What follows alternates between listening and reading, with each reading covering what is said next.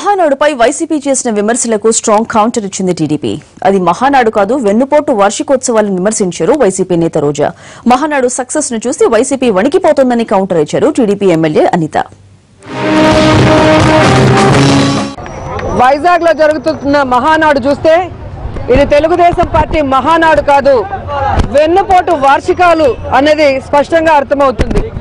ఎందుకంటే అధికారం కోసం మామను వెన్నుపోటు పొడిచి ఈరోజు రాజకీయం కోసం అదే మామ ఫోటోని మహానాడులో పెట్టుకుని ఏ విధంగా ఆయన భజన చేస్తున్నారో మనం చూస్తూనే ఉన్నాం.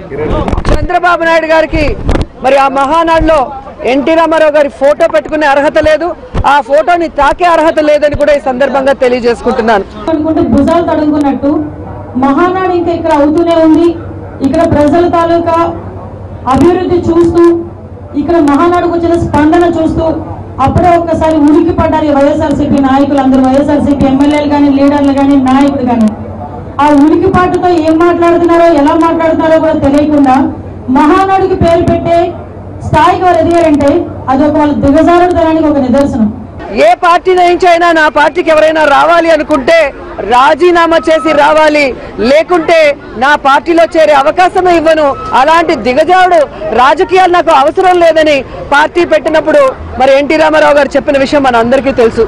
కానీ ఈరోజు చంద్రబాబు నాయుడు సిగ్గు లేకుండా వైఎస్ఆర్ కాంగ్రెస్ పార్టీలో గెలిచిన వాళ్ళని తన పార్టీలోకి తీసుకోవడమే కాకుండా ఈరోజు వాళ్ళకి మంత్రి పదవులు కూడా ఇచ్చి దేశంలో ఏ రాష్ట్రంలో ఏ ముఖ్యమంత్రి చేయనటువంటి దౌర్భాగ్యపు రాజకీయాలు చేస్తున్నాడు అంటే సిగ్గుపడాల్సిన అవసరం ఉంది.